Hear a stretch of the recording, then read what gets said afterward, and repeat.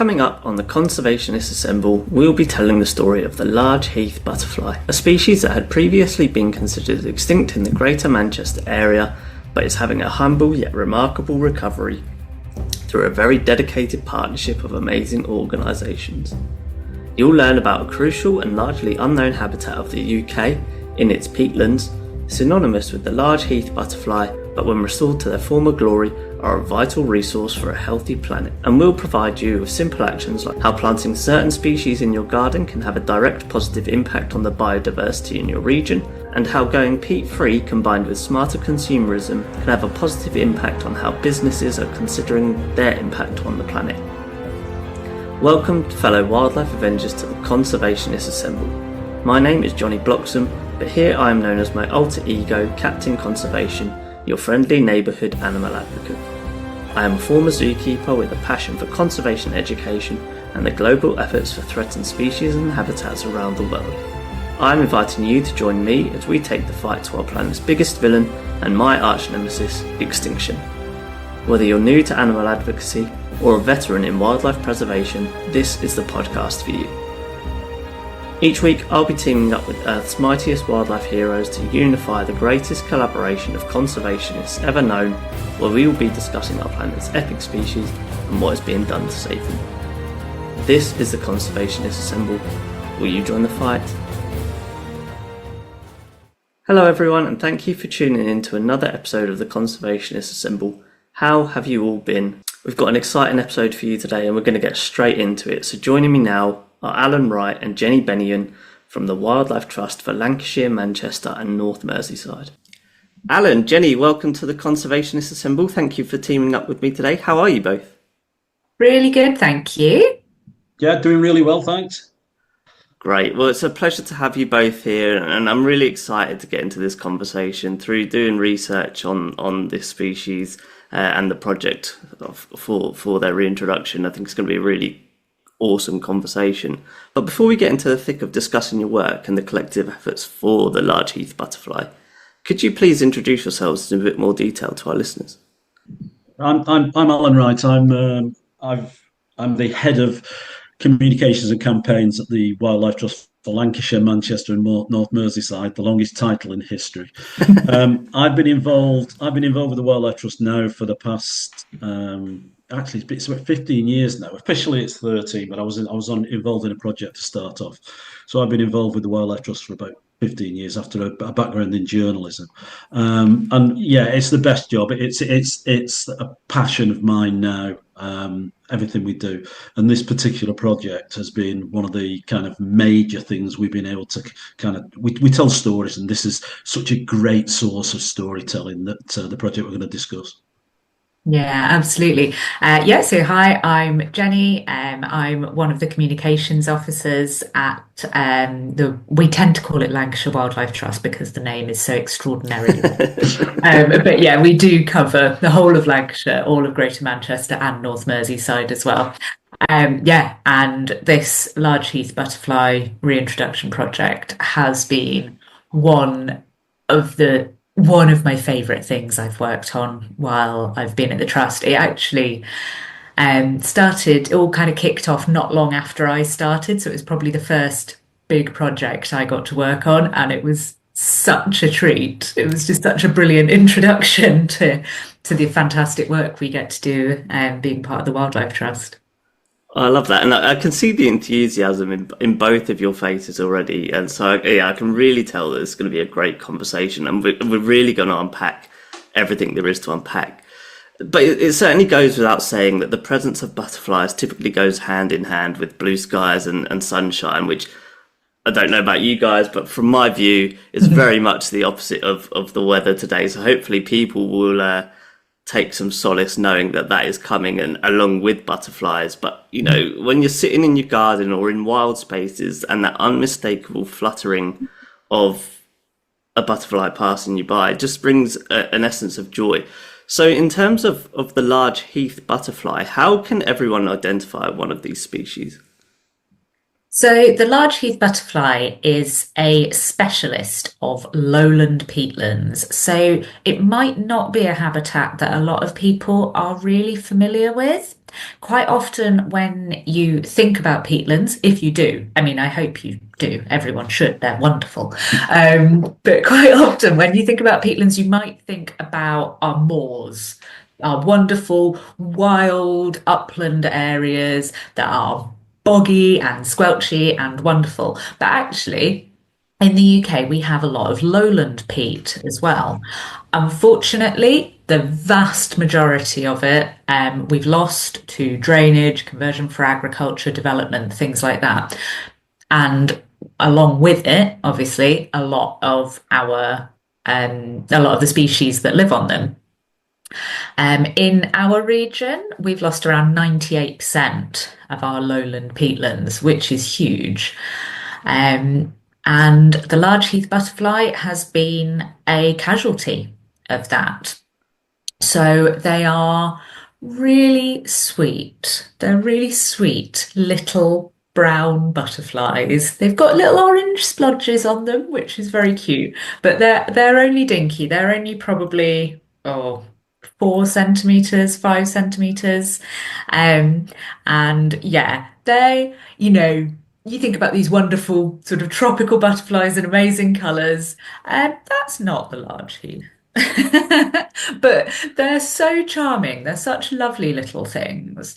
And we're all completely obsessed with them. But yeah, they live on our lowland peatlands. You do get them on the uplands as well. And they are a real indicator species. So to have a lovely, healthy population of large heath butterflies, you need to have that habitat in a good enough condition to be able to support them. And so that's where the large heath has been so important for us, because it's really been able to show how these habitats are faring. I think we need to kind of get a little bit of context into the history of the large heath as well, in the fact that I mean, certainly the area we work in between Liverpool and Manchester was a bog. It was a huge bog. I mean, Liverpool was almost an island. And obviously, you've got the railway line that actually floats on top of that bog, which was the first passenger railway in the UK, in the world, sorry, between Manchester and Liverpool. So that area was just a huge bog, a huge area of peatland, which obviously over the years has been developed. There's been farming introduced farming practices, which kind of farmers obviously prefer a drier land than the wetland that these butterflies like. So in those days, 150 years ago, there were basically thousands and thousands of these large heath butterflies flying. Now, if you then look at that and think that until 2019, when we had the first reintroduction, there were no butterflies for about 150 years on that land. So they'd gone from thousands and thousands to nothing at all because of the way the land was managed. So now, it's actually a big point of this story is that when there were a lot of butterflies in the Manchester area, that butterfly locally was known as the Manchester Argus. Mm-hmm. So again, there's a lovely historical background to this, and obviously those butterflies will have been seen by a lot more people who were wandering about on the mosses in those days. But it's not the kind of place you really want to wander without a torch at night, because you'll end up sinking. So there is this context of while they disappeared from Manchester and the Liverpool area, we still have them in Lancashire. Jenny, you mentioned that they're quite a specialist species. Is what defines that? Is it because of the type of habitat they're in, and what specifically allows them to cope with that habitat that maybe other species can't cope with? Yeah. So what you'll find with a lot of our invertebrate species, especially with kind of butterflies and moths, is that actually they have all evolved alongside certain plants, certain other plant species, so that would either be their food or a nectar source. And the large heath butterfly is a specialist of the plants that you'll find on lowland peatlands. So the two they really, really need The first is a type of cotton grass called hare's tail cotton grass. You only get this growing on peatlands, and it's not actually, it's a grass, it's a sedge, but yeah, looks like a grass. And in sort of early summer, late spring, it gets these beautiful white, fluffy seed heads. They look like little balls of cotton wool, and they'll kind of turn peatlands almost white. It looks like they've been dusted in icing sugar. It's extremely beautiful. I really recommend a visit when that's happening. It's like a carpet of white fluff. It's It beautiful. is so beautiful. But hare's tail cottongrass specifically is the food plant of the Large Heath caterpillars. And it forms these kind of little tussocks, little humps, and that's where the caterpillars overwinter as well. And then the other plant that your large heath butterflies really need is a type of heather called cross-leaved heath, and that's their main nectar source. So you need the hare's tail cottongrass for the caterpillars, and then you need cross-leaved heath for the adult butterflies once they've emerged. And those two plants are specialist found on our peatlands, and so that's how the kind of large heath has evolved to be that specialist of that area. You'll find it with lots of other sort of species and butterflies as well. But yeah, that's specifically why large heath are so married to those peatland habitats. And I'm glad you brought up kind of recommending visiting, Alan, because one of my questions a bit later on was going to be, in the kind of right time of year, are people able to visit the peatlands to come and potentially see large heath butterfly when they are out and about? Yeah, part of the work we do on the mosses is to create footpaths around some of these boggy areas. I mean, as I say, you don't really want to be walking through the boggy areas, and we don't want people to be walking through the boggy areas. So we are creating paths around. I mean, the areas where these bogs is pretty much very close to huge conurbations like Manchester and Wigan and Warrington. So we do get a lot of footfall from people taking dogs for walks, walking around there. So you can actually walk up by the side of say Astley Moss and look across at this field of absolute white cotton grass in spring. And if you're lucky, I mean, you might see a large heath if you're on the edge of the peatlands. So yeah, I mean, they are accessible. They are in areas where we expect quite a lot of footfall, and we do get people, quite a few people going down there and actually working with us and volunteering down there as well. Yeah, a really good one to visit is Little Walden Moss. That's just in between Culcheth and Earlham. And on three sides of that is a really lovely proper surfaced footpath. You can walk along, you can see right over the peatland there.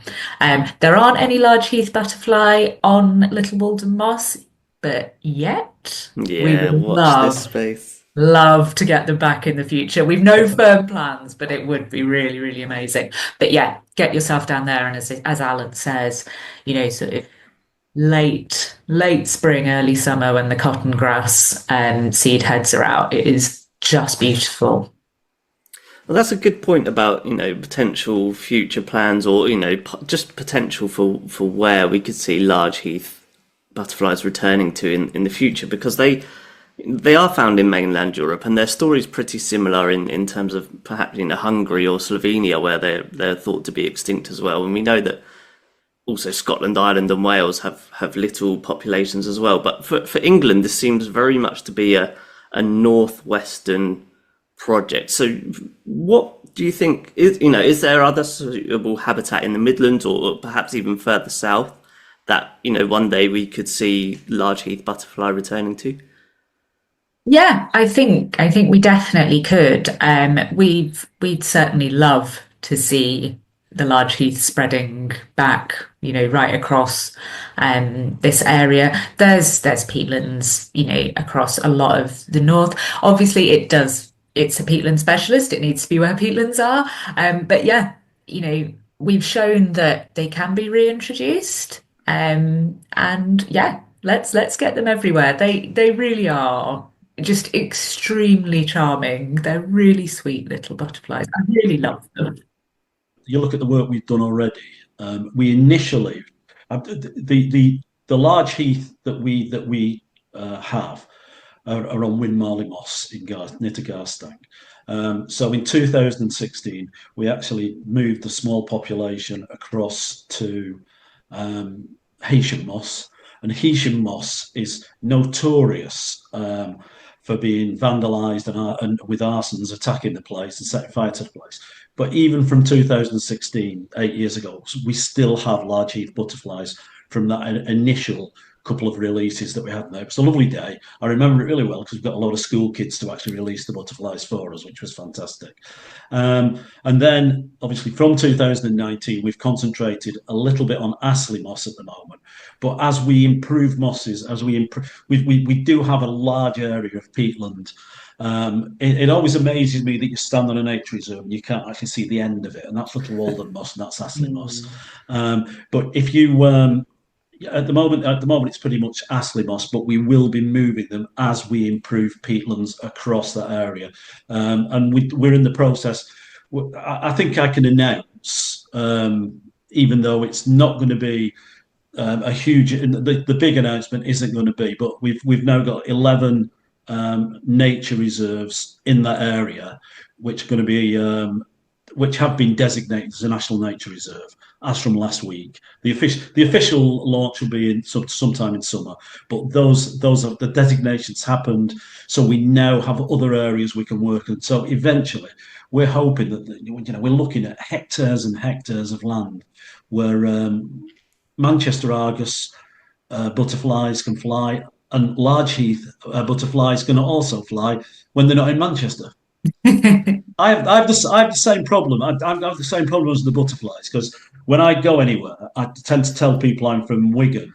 A lot of people haven't heard of that unless they're rugby fans, so I have to say Manchester. So I've got this kind of link to the butterflies. Who's not heard of Wigan? And actually, there's a couple of good points there. I suppose, firstly, just to touch on, kind of that disconnect from nature in terms of you say the kind of people setting fire to the heathlands and that disregard for nature is just about getting that connection back. So by having the school kids come in to release butterflies, that's a really fun and novel way of integrating and empowering, hopefully not just the younger generation. They'll go home and tell their mums and dads that they have released some butterflies, and you're creating that connect. But also, I suppose, the importance of the peatlands in the sense that actually, even though there's only 2% left, they are a really important habitat because of the benefits they have to the planet. So could you just talk to us about what the peatlands do for us as humans and not just what they do for butterflies? Yeah, so peatlands are absolute ecological superstars. They are really amazing. Probably the biggest thing they do for us is they are a gigantic carbon store. So in the UK alone, our peatlands store more carbon than the forests of the UK, France, and Germany combined. They are a massive, massive carbon store. And actually, a healthy peatland will continue to sequester carbon. So it literally will suck carbon out of the atmosphere and bury it in the peat as it's forming. Now, the problem at the moment is that so many of our peatlands are damaged that actually, as soon as you damage a peatland, all that carbon gets released. So currently, they're more of a problem than the solution, which they could be. We don't know the exact figure, but we're looking at, it's probably around 5% of UK greenhouse gas emissions come from degraded peatlands, which when you think aviation accounts for around 6 or 7%, like that's huge. We aren't going to meet our net zero targets with our peatlands still emitting carbon, but if we restore them or we manage them in more sort of sustainable ways, then we can stop that. And we can stop it really quite quickly, actually. The main thing is just about getting them wet again. And we've seen that with some of our other projects. So carbon is a really huge one. The other really great thing they do is natural flood management. So peatlands are naturally wet, boggy, and they basically act like giant sponges.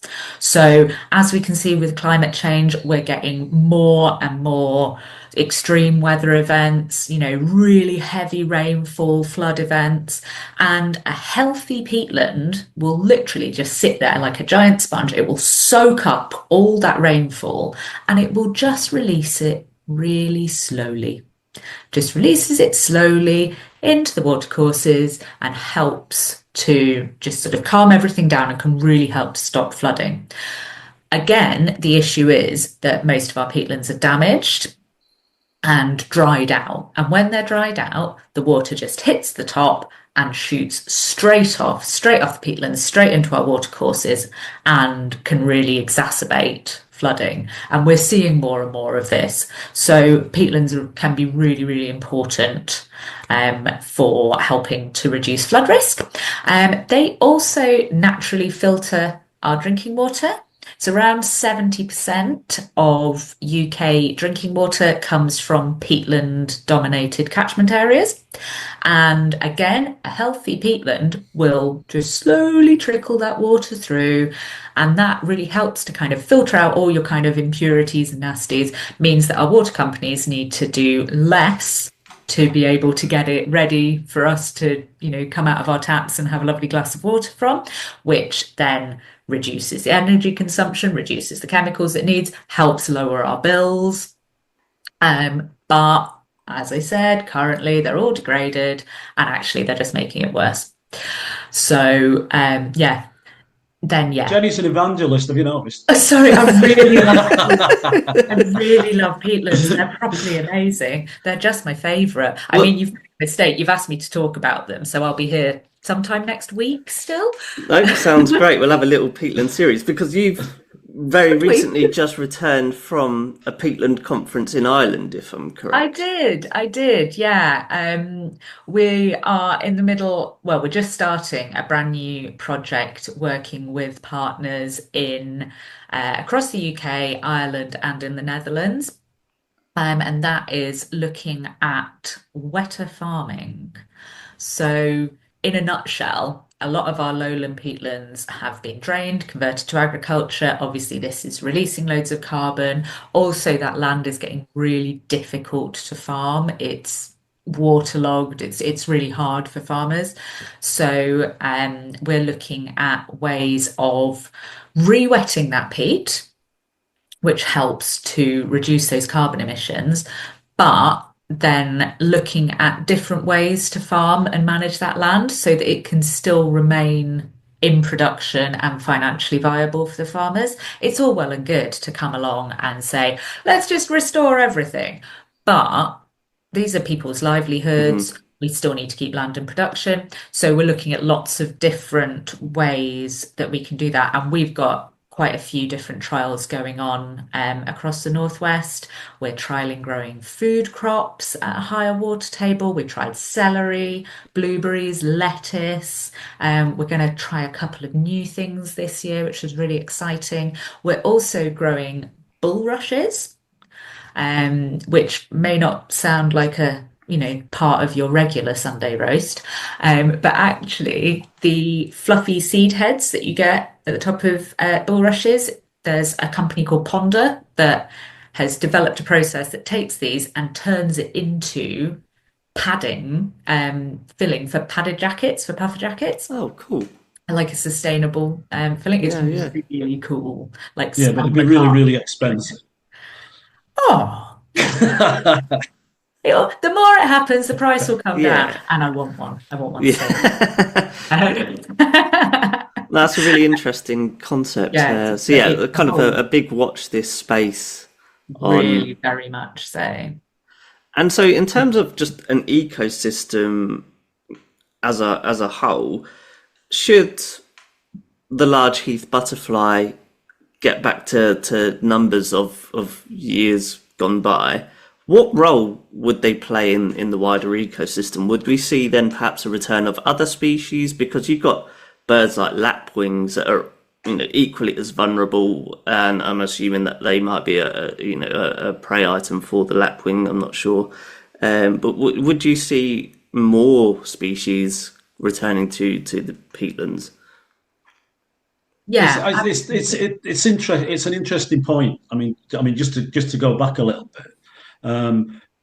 Certainly, with some of the plants we've tried to reintroduce, or we have reintroduced, like the sphagnums and the sundews and this kind of thing, we've actually found that as we've disturbed the land to actually create the proper peatland, some of it has just returned naturally. So it is important that we kind of look at this as a whole as well, and look at it's not just about the large heath. It is about that's just a small part of this whole thing.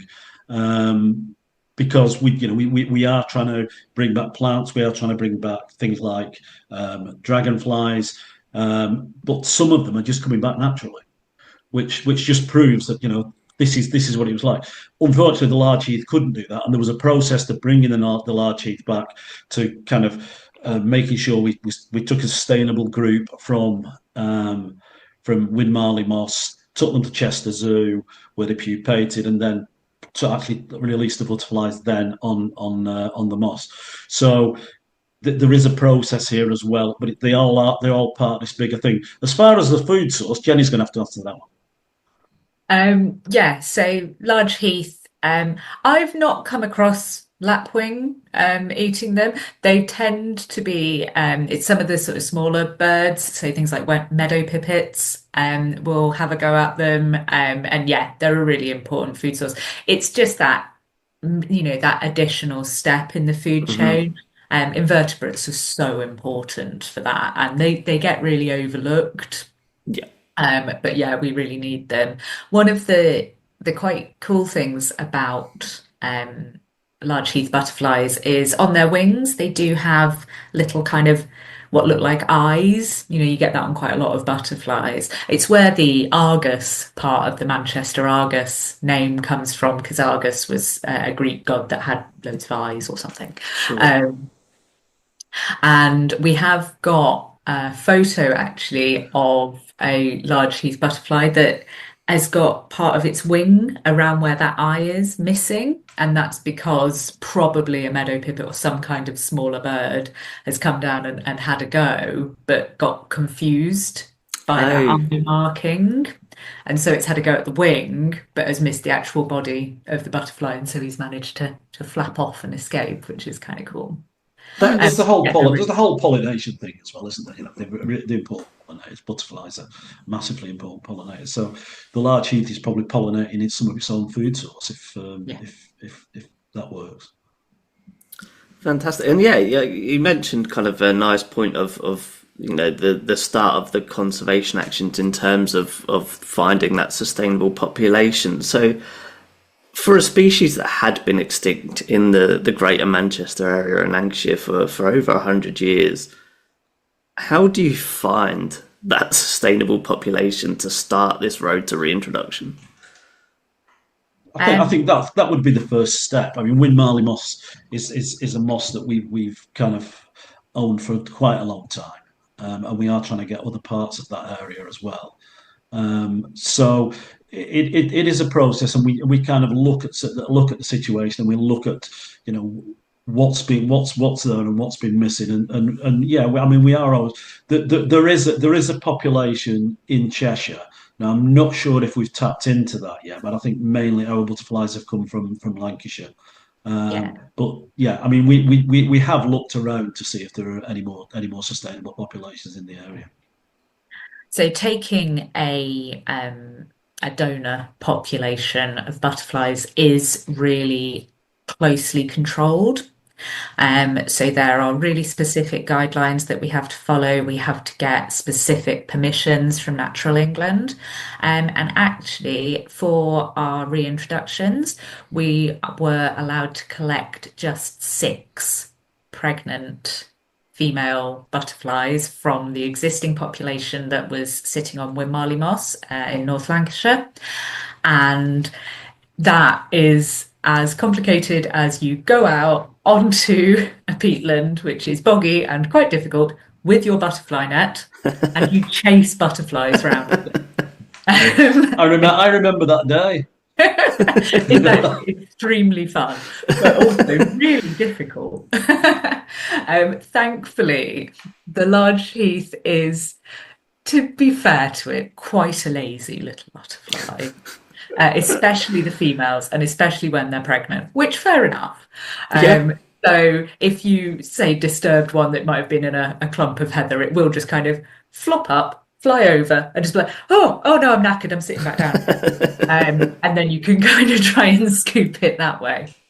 But yeah, so it's just a case of we go out, we survey, we check that the numbers on that donor population are high enough. We then get our permissions and we collect our 6 pregnant butterflies. They then go into a special transportation container, shoot off down the motorway to Chester Zoo, where the invertebrate team, who are amazing at the zoo, they then have a special little enclosure that we've already taken down loads of those food plants that they really need. So there's cross-leaved heath and there's hare's tail cottongrass ready in their enclosure waiting for them. The butterflies go in, they then lay their eggs, and a bit later on the caterpillars hatch, and they are tiny. I mean, they're like 1 millimeter, absolutely tiny little things. But they eat their cotton grass and they're quite happy. Then they overwinter, they burrow down into the tussocks, and then the following spring, they kind of re-emerge a bit, keep on eating that cotton grass, and then they pupate. And then is the bit where conservation becomes a little bit Blue Peter, which is sort of my favourite. And you just get some canes, and admittedly, I wouldn't want to do this. It's only the specialist invert team at Chester Zoo. But they take the pupa and they glue them onto the canes, little line, and then they are transferred to a transportation container, i.e. old ice cream tub with some holes poked in the end that you just Don't give everything away. It's my favourite part about it. I just love it. It works really, really well, and it's sort of before we move away from Chester Zoo, let's just look at Chester Zoo itself. I mean, Chester Zoo has been an amazing partner in quite a few of the things we've done, but there is an area of the butterfly house in Chester Zoo where you can actually look at these caterpillars. Oh, fantastic! So I mean that really adds to that. So yeah, I think that's quite exciting. Yeah, I haven't been to Chester Zoo for ages, but I studied at Chester Uni and had 3 years membership to the zoo as part of my uni there, so I was there all the time, and so yeah. Well, I'm going to show off about a member of my family, my niece, who's the giraffe keeper at Chester Zoo. So fantastic! I'm hoping to get some free tickets quite a lot. If you're listening, Alan's niece, hook him up, Caroline. Yeah. And yeah, in terms of transporting, I'm there with you, Jenny. I'm a bit too heavy-handed to glue a little pupae to a cane. But yeah, you see pictures of them using paintbrushes to move these cat. Yeah, just a testament to how delicate they really are. Oh, they really are. Yeah, they're wonderful. And then, once the pupa have arrived on site, we have a special little release enclosure, which is essentially kind of a small tent, but it is a specific one for invertebrate release. And the ice cream tub goes in there, lid off. Again, that's been filled with hare's tail cottongrass and cross-leaved heath and water and things like that. And then it's a case of we go down normally twice a day and check if any butterflies have emerged. And then when they emerge, you unzip your little tent and they fly out. And that's it. That's them reintroduced. And sometimes their laziness is does them detriment because they sort of emerge and they're like, oh, lovely. Everything I need is right here. Right. Well, I'm going to stay right here then. And so you, oh, it's a butterfly. It's amazing. And you unzip and it just sits there and looks at you. It's like, yeah, hi. It's great here. Like, nope, come on. You've got to come out. So you've got to kind of persuade them out a little bit. But then, yeah, they're out and that's it. I think being a member of the comms team for the past over 10 years, it's been such a pleasure to be involved in every stage of that. So as Jenny was saying, we did the transects of Wyn Marley, and then we went and caught well, I'm saying caught. As a comms officer, you don't have to do all the dirty work. You basically just watch and take pictures. So we took a few pictures of people actually doing that. I remember having to do the dirty work. And then we went to no, you don't. Then we went to Chester Zoo, and obviously seeing them in Chester Zoo and kind of mixing with the Chester Zoo team was fantastic. And then the actual release, the very first release, which unfortunately fell during COVID, so it kind of affected some of the comms we can put out. But it was, I'm actually getting a cold shiver right down my back at the moment thinking about that release, and it's such a nice feeling to know that some of those butterflies and some of the butterflies were released over the following years are doing so well on the moss. So yeah, it's been a massively successful thing, and it's just been an absolute pleasure and a privilege to have been involved with the teams who've actually done this. And Jenny does get her hands dirty sometimes. I've seen we do videos and she has to do that so she looks good on the videos. I'm extremely good at falling in ditches. There's just one question I want to ask. So, if you was to put a butterfly net in my hand now and ask me to go and catch a pregnant female large heath butterfly, I would put money on it that I would get it wrong. If I caught any butterfly, it probably would be a miracle. But how do you identify that it's a female? But then if it's pregnant, is it quite obvious? To be fair, I can't tell the difference. But thankfully, members of our conservation team can. The amazing staff at Chester Zoo did a whole kind of training thing with them, so that it just kind of involves you catch them, and because they're so delicate, and so you've got to hold them in a very specific way, and then it is just a case of basically just kind of turning them over, and, sure. and you can look at the body shape and the shape of the abdomen. As I say, I can't do it, but thankfully we have we've got bee experts to go out and pick bees up off plants and look at them like that. I wouldn't go near them. There is a speciality to it, and we do have experts who actually deal with that, and they are such a great team. I think if people do want to get involved with this particular butterfly or any kind of conservation like this, it's always a really good step to just try volunteering. I mean, if people are at university or college, then we do have a really, really strong volunteering team down on the mosses where they'll do a lot of work, they'll do a lot of clearance work, they'll do a lot of planting and things like that, but they will be there when the butterflies are released as well. So it's only by becoming involved, either as getting a job in a career in conservation or becoming a volunteer, that you do get really, really close up to some of these things, particularly this sort of butterfly. But saying that, I mean, I spend most of spring trying to get pictures of orange tip butterflies in my garden. I can see them, but they're far too fast for me. I tend to get away with one really blurry one, but it's a similar thing. I mean, you can get involved with a lot of wildlife by actually becoming a volunteer, becoming a recorder, becoming a birder, or whatever. And I think my advice is, if you really want to see these real exceptional wildlife wonders like the Large Heath Manchester August butterfly, you've really got to get involved in what we do. Yeah, I'll be sure to. Could you have the form for the Peatland Practical Volunteer on your website? So I'll be sure to link that in the show notes. If anyone off the back of this feels empowered to connect with this species and this particular project, But yeah, some of the And other ways that we're you all can. really nice people as well. We had we had a video guy who comes out with us quite a lot recently, and basically we introduced him to like his fifth conservation officer, and he said, "Is there anybody horrible who works with you?" Yeah, We yeah, are very. definitely. I think animal people or conservation people are just very passionate, and they're at their happiest when they're doing what they love. So yeah, it's hard to find someone involved in conservation on a down day, as much as it's a industry or a job that has its potential to be negative.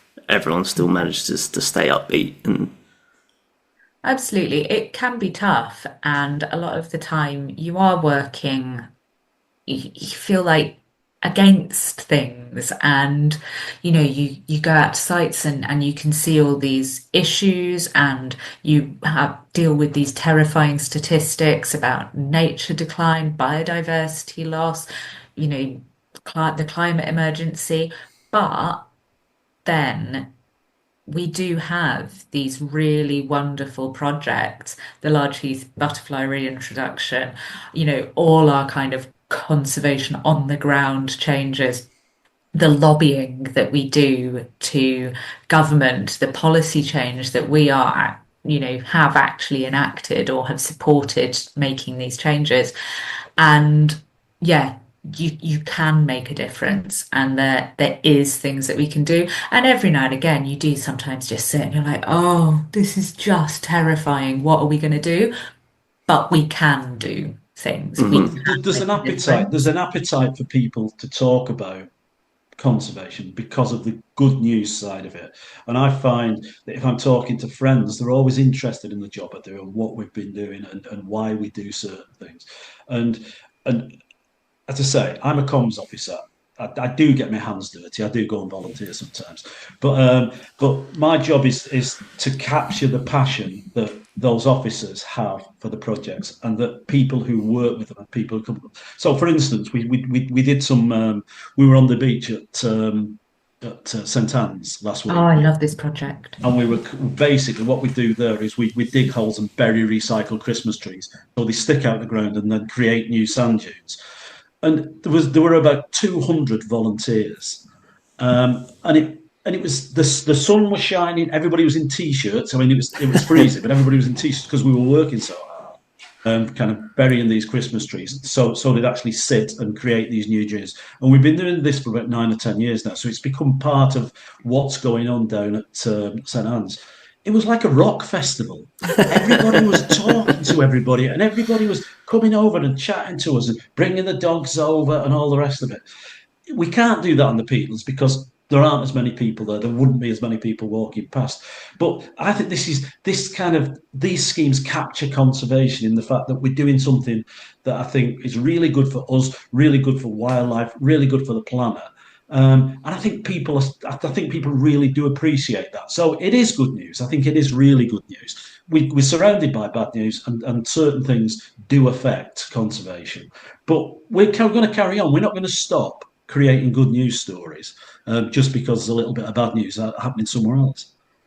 Yeah, I think that's a great point, Alan. And be that whether you're working in the field or in zoos, I think we're at the point where the work internally, the hands-on work surrounding the species or the habitats that we're trying to protect are so fine-tuned and really good that a big part of it is empowering. And so the work of education and comms and all that is just as crucial as the work directly involving the species at the same time.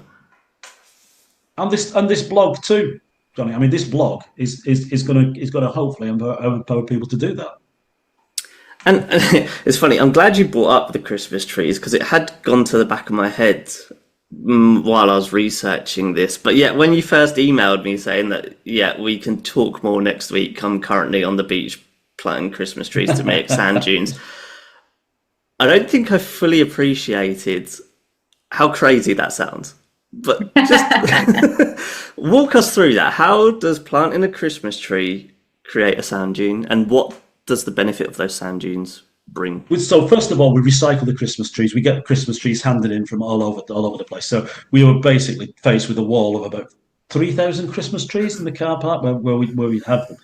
The Fylde Council and Blackpool Council then get involved. So we get a digger, we'll dig a trench along the beach. And then it's simply a case of sticking the trees in so they're about half deep and then kind of burying them to make sure that the tide and the wind doesn't push them over. There's always one or two escape. There's always a Christmas tree or two floating around St Anne's in summer. But so what happens is it catches the sand as it's blown or as the tide comes in and it catches it. And then they start to create little hillocks. Now, if you go this year, you'll still see last year's trees just about poking out with about yay high, about a foot high or a few inches high, so out of the sand. But further down, and I think we've created hundreds of meters of new dunes. You'll actually see the difference between the dunes in St Anne's and the dunes further up at Stargate in Blackpool, which look like cliff edges where they've been eroded. Now, those dunes are in danger of collapse. We'll have to look at those in the future. They're in danger of collapse, which would then mean that people's homes behind those dunes will be affected. But we're also invested in that. We've created a nature reserve in St Anne's just behind the dunes as well, where we've recently reintroduced sand lizards. So over the past 4 or 5 years, we've actually reintroduced sand lizards. So that population is doing really well. So they're going to be protected by these new layers of dunes that are being created. So it's a simple idea. You stick a Christmas tree in the ground, leave it sticking up, and the sand catches on it and creates new dunes. That's so clever. And I suppose then by having those, it provides protection from the elements for, like, say, preventing what's about to happen or what will happen to the ones in Blackpool.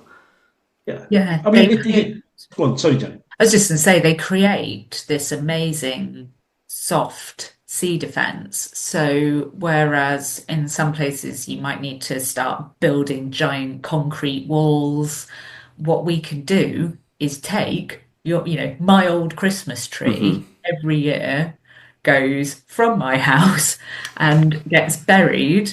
And, its branches catch the sand and they create sand dunes that, as Alan said, they're not only an amazing habitat, there's sand lizards on there now where they become lost, but also it's helping to create that natural sea defense. I think it's around 100 meters more kind of depth of sand dunes than there were 10 years ago now. I mean, we do some planting as well, do it? We do some planting just to kind of firm the dunes up as well. In marram grass, things like that, don't you? Yeah, but also, I mean, in that nature reserve, there's a lot of quite rare plants like Isle of Man cabbage and helleborines and this kind of thing. And it's one of those exciting projects where you can actually stand back and say, I've made a difference. Certainly, if you've been doing it for 9 years, like apparently I've been doing it. This year, I think it was the 11th year this year we were doing it. So it's 11 years we've been doing it. And it's one of those things you go down to every year and you chat to people and kind of spread the conservation message. But it's actually doing some good. I always say that kind of sometimes if you're volunteering or you're involved in wildlife, it's always nice if you can actually see something that you've actually created. So the dunes, for instance, or if you're kind of clearing a field of Himalayan balsam, there's always something there you can actually see. But and obviously on the moss, we're seeing these butterflies still there. We're seeing the cotton grass. So the whole thing is it does make you feel good that we're actually doing something and it's working. Yeah, 100 meters is gargantuan as well, isn't it? Like, I'm hearing the word 100 meters, but I can imagine it's completely different hearing it to standing there and you're looking up at this natural but also man-made, in a sense, solution. Yeah, but you can't tell, actually, after a couple of years, you really can't tell where the new dunes are, which is really amazing. And it's another one of those things that, do you think about the time frames, this is 10 years. It's really not that long No. to have made such a difference. I actually, when you mentioned burying your own Christmas tree before, I actually got quite emotional this year. It was kind of Christmas is finally over. The first week in February. Love it. I love taking the Christmas tree off to It's get a little buried. annual tradition. Yeah. And I definitely think there's a future episode for sand lizards that we'll have to line up, because how many people associate reptiles with the UK, and certainly think they definitely need that attention too. So we'll have to organise a future episode on sand lizards. How many people walking over the dunes know they're walking next to sand lizards? That's the thing, isn't it? So, Yeah. It'll be, they could be right next to you and you wouldn't know it, and quick enough. No, they're incredibly gone in a difficult to flash. spot. Yeah. Buried themselves. So yeah, really cool. In terms of surveying the large heath butterflies that have returned, is it as easy as going out there and counting and knowing kind of year on year that the numbers are going up, or because they can delay their pupating, right, depending on the conditions? So how accurate of a picture is it to get? So you're never going to get a 100% accurate count of exactly how many butterflies are in the area. But again, what you do is you go out and it's basically mapped out into transects. So you walk up and down your transects and you count the number of butterflies that you see. And that number will give you an idea of how many are in the overall population.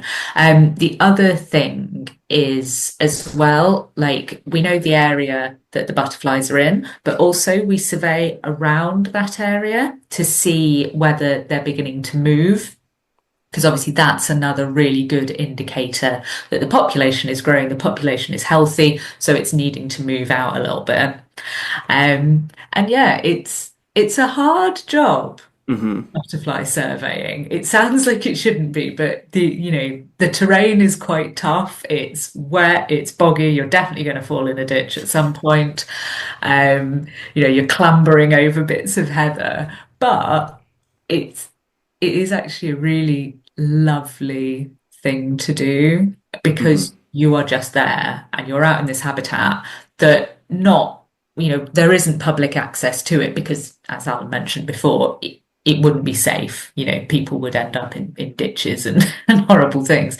But you get this real privilege to be out there on site, and you get to count beautiful little butterflies. I spent 20 years of my life living next door to the mosses. When we moved from Wigan to Salford, and we were living literally next to the mosses we're now working on. And it was a no-go area. It was an agricultural area. It was an industrial area. People would chase you off. It was a no-go area. I just feel privileged now that I'm actually going back to these areas where I used to live. As I say, for 20 years, I probably went on the moss 3 times, and now I can actually go there and actually appreciate that this is right next door to where I used to live and the things we used to do. So yeah, it is. We are opening footpaths. We are allowing people to kind of wander in and see some of the work we're doing. Obviously, as I mentioned before, we don't want people wandering onto the boat, but we'll certainly create spaces for them to actually enjoy the fact that they're sitting in a wilderness 200 yards away from one of the busiest little villages on the edge of Manchester and Liverpool. So it is quite an experience actually going down there. And certainly as we get to spring and summer, and the butterflies and the dragonflies and the birds start to appear, and if you're lucky, you'll meet Dave Steele, who's the birding legend from down there, and Dave will tell you some of the 80 different species he's spotted that particular month. It's a real wilderness. It is a wilderness. And again, I remember a news crew coming with us from an agricultural site onto Astley Moss. Nothing wrong with the agricultural site. It's a good field. It's where the farmer's making his money. But as we actually got through the bushes and up the bunding onto the moss, he said it was like walking into Narnia. And it's that feeling that you're actually sitting somewhere special. And for millions of people who live around Manchester, Liverpool, Warrington, Wigan, it's on the doorsteps. It's literally on the doorsteps. And it's the importance of it is he's now got this designation as a national nature reserve, which proves it's being recognised that all the work that's been there, not just by the Wildlife Trust, but by the many councils that work down there and other organisations, and all the volunteers and local people. It just proves just how important it is, not just to people, but to wildlife. Yeah, it's definitely worth mentioning as well that the Large Heath Butterfly Reintroduction Project wasn't just us. It's not just the Wildlife Trust. It's the partnership project across loads of different partners and organisations. Actually, too many to mention here, but it's all part of the Great Manchester Wetlands Partnership. And it's only by all these different organisations coming together and working together that we were able to bring that butterfly back. We did have a few grumpy meetings, don't we? Oh, that was. But that's part of making sure that it's right. You can't just wake up one morning and be like, oh, I'm going to shift some butterfly. We've got to make sure that we do it right, and that's where it was years in the planning. It was years in the planning, but I can't believe it's nearly 6 years since the first release. I know. And like I say, it's that kind of, I guess, for you guys, that sense of satisfaction that it was across all of those organisations that involved very much a northwestern effort, and it has brought in that sense of community. And on the back of the sense of community, obviously we've mentioned that some of the actions that everyone can get involved, if people feel empowered, they could apply to be a peatland project volunteer. But some of the other ways that they can get involved could be becoming a member of the Wildlife Trust, and that or donating, and that funding is actually part of that would be going towards buying up other land that could potentially be used for similar projects in the future.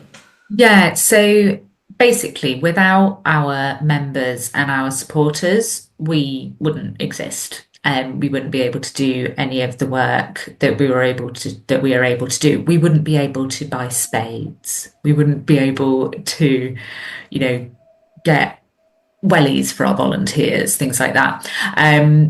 So supporting Lancashire Wildlife Trust is a really amazing thing that anyone can do if they're able to and obviously want to.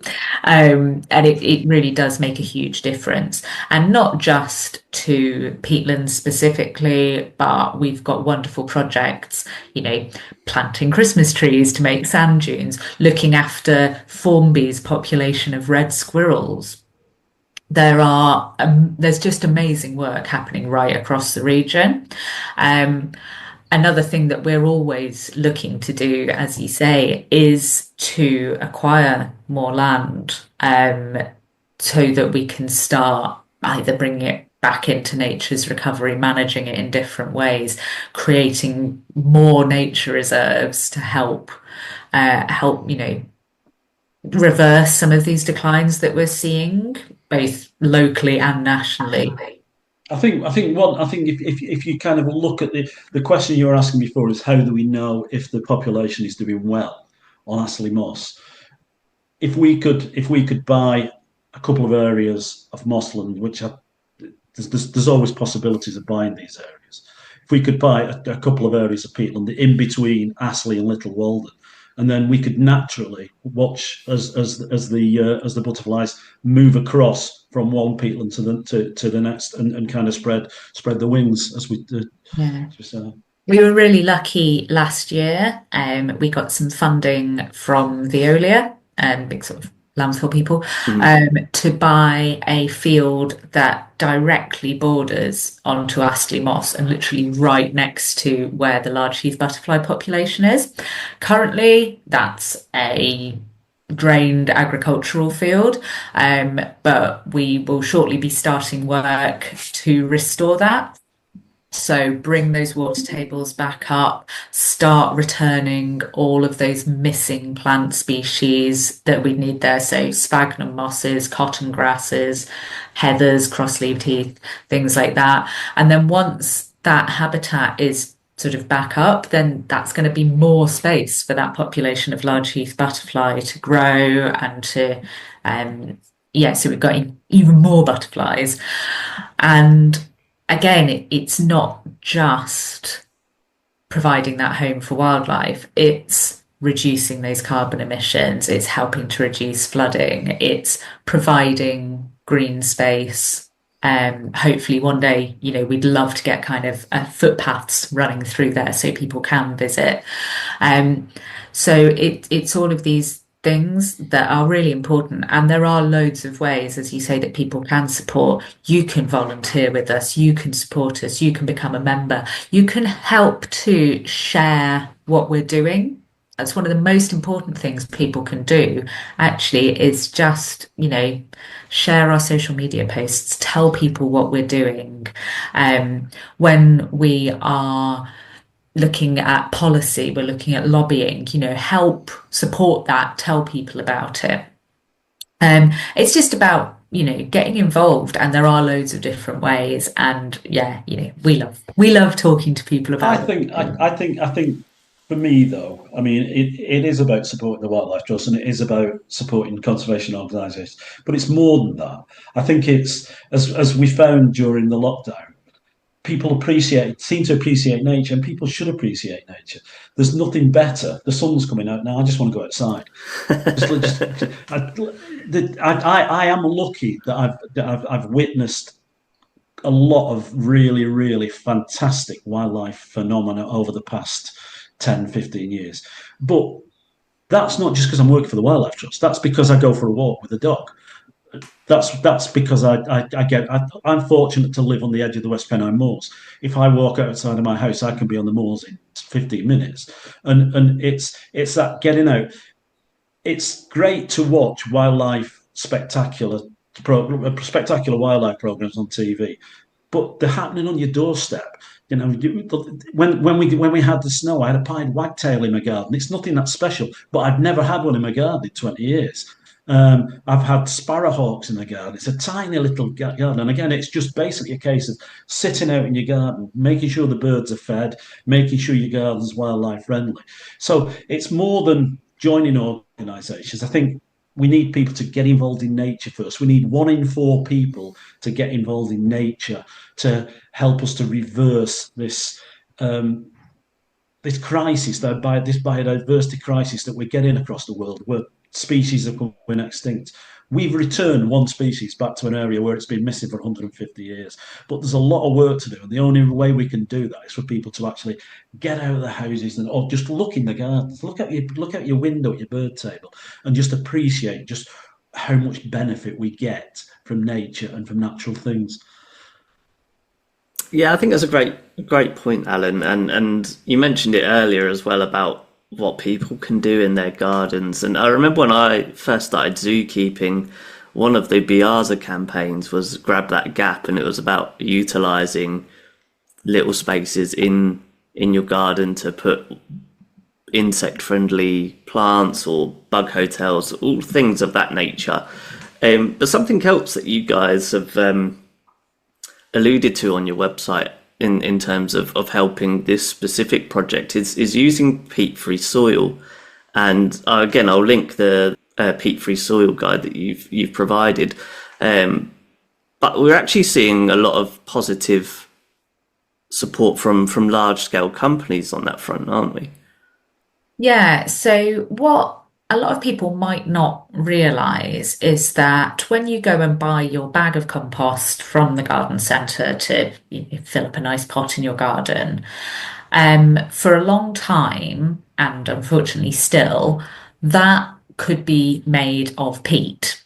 And the way that happens is basically a beautiful peatland is taken, the water is drained out of it, the vegetation is stripped off the top, and big diggers come in and they literally dig the peat out of the ground.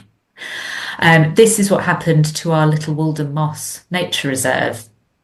It was all bar completely destroyed for peat extraction.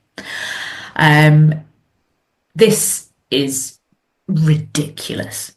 We do not need to use peat to grow plants. Up until the 1950s, we kind of didn't. And then basically the only reason it got used is because it's cheap. It is cheap to destroy a peatland. That's sort of it. Yeah, peat holds water really well, but so do lots of other things.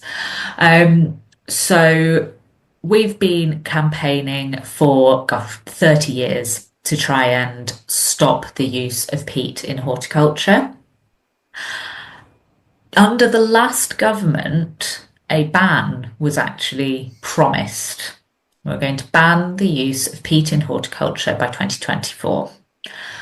That didn't happen. Obviously now we've got the new government coming in. We've still not seen that ban, and we really need that. But what we have noticed is that there's been a bit of a shift in consumers. So people understand this issue more, and they don't want to buy a bag of compost with peat in it. They don't want to buy a plant that's been grown in peat, because they know how damaging this is to our environment.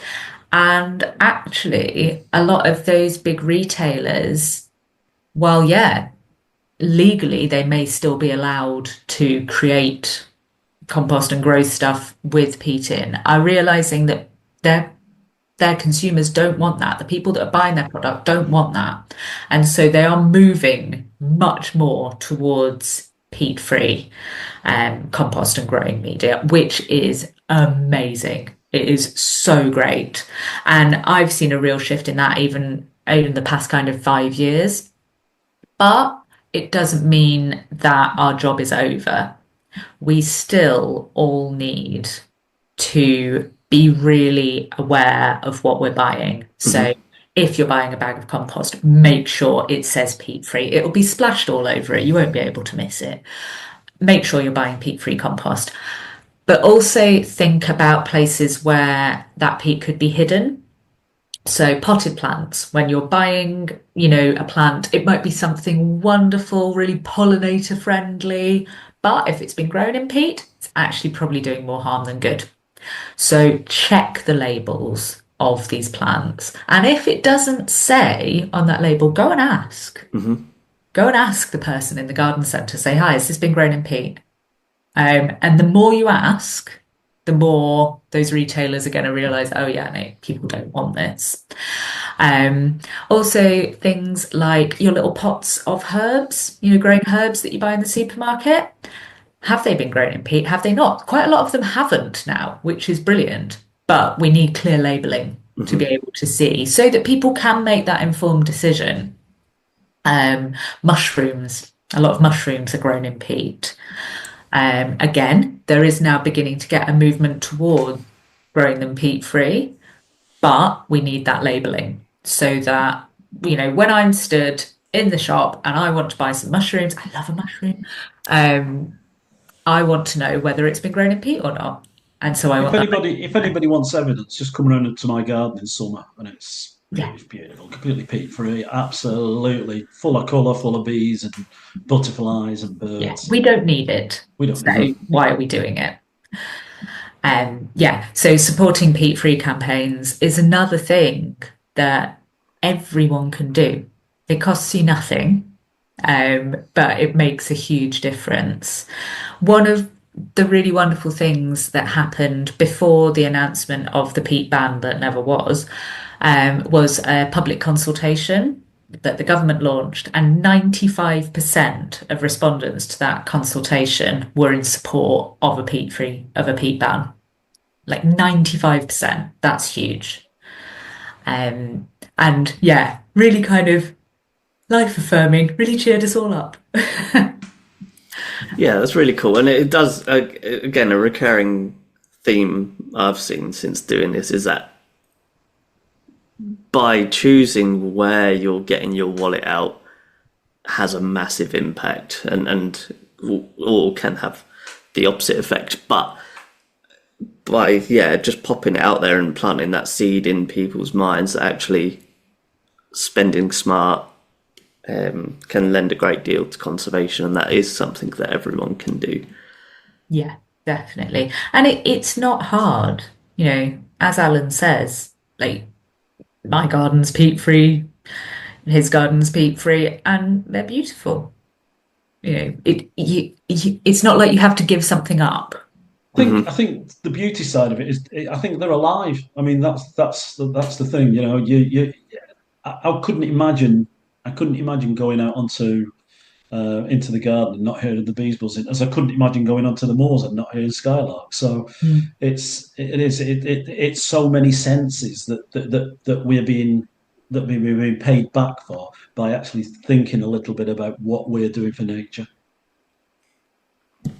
Yeah, that's a really lovely part to almost round out the episode. And I think we're just going to finish up with some quick fire questions, some fun, light-hearted questions, just to learn a bit more about what makes the two of you tick. So are there any dream species that you'd love to see in the wild, either in the UK or overseas? Well, they're already in the UK, but beavers. I want beavers back in Lancashire. Yeah, I mean, beavers is going to be an obsession of ours for some time yet, until we actually get them. I mean, the thing is with beavers is we are going to probably get them coming back into Lancashire anyway, but we'd like to be involved in a reintroduction if we can. So yeah. Beavers, I'd explode. Solid effort and uniform answers. I love that. How about places that you would love to visit? Oh, globally, I've always wanted to go to Japan. That's it for me. I want to go up into the mountains, and I want to go somewhere that's really different. I love the UK, and I get to go to some really special, amazing places. But always wanted to go. I mean, I'm just going to go. I'm going to return to somewhere I've been before, but I like going to the Northumberland coast, and I like to go to stand in spring in the middle of the Tern colony at Templeton. It's just the most amazing place in the world, especially on a really nice sunny day. Oh yeah, can I go there too? Yeah, we can go anywhere. We can go everywhere. Yeah, no, both fantastic. And I think there is a certain ode to put in the spotlight on how beautiful the UK's wild spaces are and can be. And I think hopefully a lot of people got that appreciation a bit more during the pandemic, as and when they could go out. I think just visiting places. I've got friends who live in Colchester, and I'd never been down to Essex before, and I had no idea Essex was such a beautiful county. And there are so many. I mean, the Essex Wildlife Trust are amazing, and visiting their reserves was just an absolute pleasure. Alan mentioned that you can't imagine going out to the moors and not hearing a skylark. Do you have any particular sounds that are made by animals that are your absolute favourite? I love birdsong. I like any birdsong. I mean, so even though the skylark is something that I genuinely love, I think my favourite sound. I'm a punk rocker, by the way, but my favourite music in the world is the blackbird every morning. And if I didn't have a blackbird waking up every morning. You two are so in sync. I love blackbirds are amazing. I love their kind of angry sounding chatter. They come out and shout at me while I'm topping up the bird table. Like, get me now! I've got one that literally sits 3 feet behind me when I'm loading up the bird feeders, just waiting to be fed. But we've always had blackbirds. We've had native blackbirds and migrants in the garden this year, so that was quite exciting. And obviously we'll go back to having the native ones. They'll start singing soon, and they'll be singing during the mating season. And the dawn chorus as I mentioned to you before, Johnny. We've had a dog, but he died in April, so we're going to get a puppy next week. So as from a couple of weeks after we get him, I'll be taking in the dawn chorus with the dog in the morning, listening to the different bird song and trying to identify it. And it is such a pleasure to walk in Lancashire, in spring and summer. And I feel like I might know your answer to this one, Jenny, but you might also come way off field and surprise me. But do you have a favourite animal habitat? Yeah, it is peatlands. They're just brilliant. They're so beautiful. You get these amazing kind of big skies. And what I really love about peatlands actually is how they kind of open up in front of you as soon as you look down. Like when I'm on a peatland, I fall over all the time because I'm never looking forwards and always looking down at my feet. And there is absolute magic down there. Sphagnum mosses, the keystone species of a peatland, you might think moss. How exciting can moss be? These things are beautiful. You get different species in different colours. You get these like ruby reds, golden yellows, deep kind of emerald greens. It's like a jewel box around your feet. You get carnivorous plants, carnivorous sundews, these bright red little things, and they're tiny, but they're also fierce and they're going to eat midges and they're amazing. And yeah, when the cotton grass seed heads are out, it's all sprinkled in a dusting of icing sugar, and they are absolutely beautiful. And I think sometimes people forget about them a little bit, and that sort of makes me love them even more. Both of you done very well, certainly advocating for, and rightly so, advocating for an environment and a habitat that A, needs it, but B, even if it didn't need it, probably would still get overlooked. Yeah, they're a wonderful thing. But then also, yeah, you go to the coast and you're like, well, our marine environment's spectacular. I remember letting out an almighty shriek a while ago, and people came running thinking I'd hurt myself. And it was just because I'd seen quite a big prawn in a rock pool.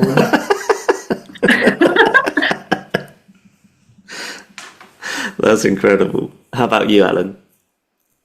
I love the beach. I love St Anne's. I love standing. I particularly love St Anne's when it's stormy and the wind's blowing and you can see the oyster catchers scuttling along the beach and watch the gulls flying ahead and overhead. And yeah, I just think again it's one of those.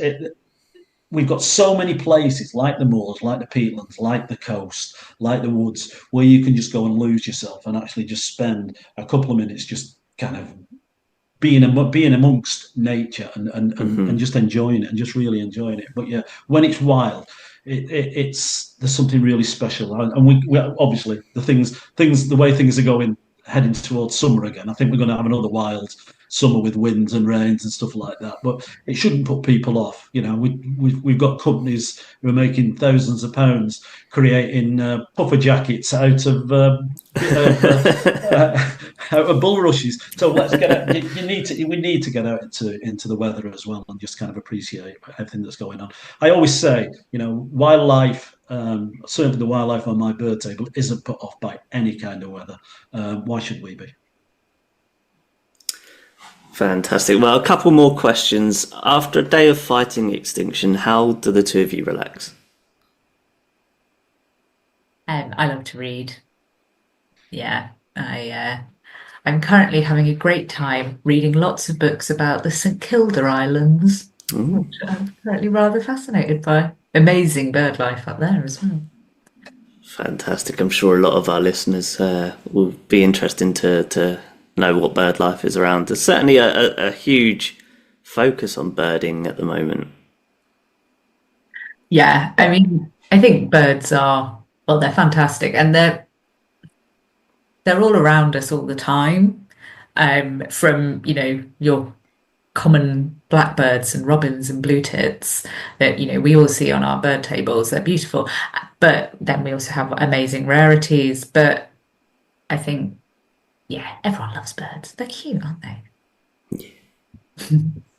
I will be at the moment. I'm kind of preparing for the next couple of weeks when I've got a couple of festivals coming up, because we've got the Manchester Punk Festival and then which is basically indoors, but then I've got Strummer Camp in May where I'll be camping out in the wild, watching the spiders at the top of my tent, looking at it's a beautiful venue. Oldham Rugby Club is an absolutely beautiful venue, surrounded by flowers and birdsong. So it's a really great way to spend the morning before the music starts. But I just find it's at the moment I'm kind of speaking to my friends who I'm going to be meeting there and all this kind of thing, and they're always interested in what I've been doing during the day and kind of how they can get involved in stuff. I actually managed to get one of the punks to come along and volunteer for us in Manchester as well, and he's been doing it now for the last 5 years. So I think there's a kind of a common bond between punk rock and nature. Oh, that's incredible. Lastly then, do you have any final messages for our listeners or any fellow wildlife avengers out there? I think the most important thing anyone can do actually is just care. Like, if you care, then you will naturally take steps that will be really positive and will help. And yeah, care about our world, appreciate it, and then good things will follow. Yeah, in a similar way, I think for me, I think we could all take an action for nature pretty much every day, no matter how small, even if it's just putting bird food out, even if it's just putting water, if it's creating a wild garden or doing more by volunteering or something like that. But if everybody in the UK took an action for nature, we wouldn't have a biodiversity crisis, and we will continue for generations to come to be surrounded by astonishing wildlife and astonishing wildlife spectacles. Fantastic. That's a great point to finish up on. So Alan and Jenny, thank you so much for teaming up with me. It's been an absolute pleasure to talk to you, and it's been a really fun conversation. I've had a great time listening and talking to you about all of it. So we wish you both continued success going forward. Obviously, like I said, I'll provide links to the website for all of those important documents and resources. And hopefully we'll team up again to talk about sand lizards in the near future. Yeah, let's do it. Yeah, absolutely. But yeah, thank you so much for joining me. It's been really, really fun. It's been great. Thank you so much for having me. Thank you. Yeah. And of course, a huge shout out to you, my fellow wildlife avengers, for tuning in.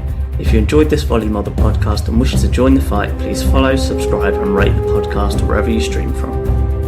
Please also follow on social media to stay up to date with the podcast's latest developments and share with your family and friends to help stack the odds in conservation's favour. Be sure to check out the links in the show notes for some amazing resources and opportunities if you feel empowered by this episode. Don't forget you can join the fight by joining the conversation.